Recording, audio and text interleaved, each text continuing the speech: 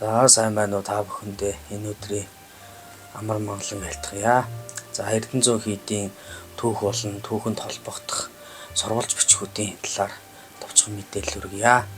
За Эрдэнэзүү хийдийн түүхийн сурвалж бичиг бол Эрдэнэзүү ба өндөр гэгээний намтар гэсэн юм гар бичмэл монгол бичгээр бичсэн бичвэрүүд байдаг. За энд бол нэг 5 бичвэр бол голлон зохилдог. Үүний 3 нь бол Монголын үндэсний номын санд хадгалаатай байдаг.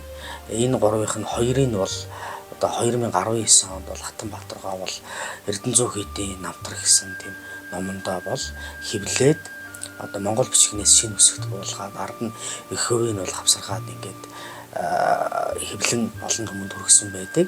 Түүний дараагийнх нь бол энэ Дамжин сүрэнгийн гэр музей номын санд бол нэг их хувь бол хадгалагддаг.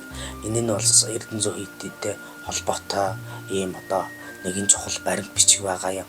За мөн дахиад нэг нь бол Орос улсын Санкт Петербургийн их сургуульд бас нэгэн 32 хуудастай монгол бичгээр бичсэн энэ Эрдэнэзүү хийдийн түүхийг товчхон харуулсан юм сурвалж бичиг байна.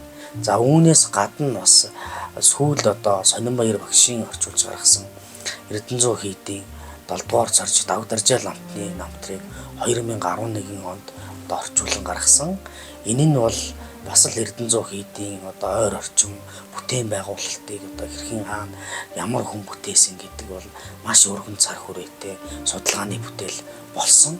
Эдгээр бүтээлүүд нь бол өнөөгийн Эрдэнэзүү хийдийн түүх намтрыг үзэж судлахад нэлээд дөхөн болон гол судалгааны сурвалжууд болж байна.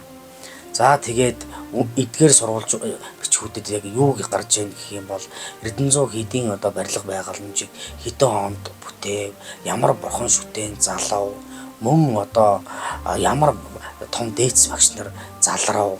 За Эрдэнэзүү хийдэд хичнээн лам хуврагууд байв. Тойрсон хэрмэн суургыг хин ямар хүмүүс гүлс дуртахж сний хөтөнд бүтээв гэсэн юм агуулгатай байдаг. Тэгээд эдгээр сурвалж бичиг тулгуурлан Эрдэнэзүү хийдийн түүх намтарт холбогдох түүхэн баримтыг бичлэгээр сурал болгон та бүхэндээ хүргэх болно.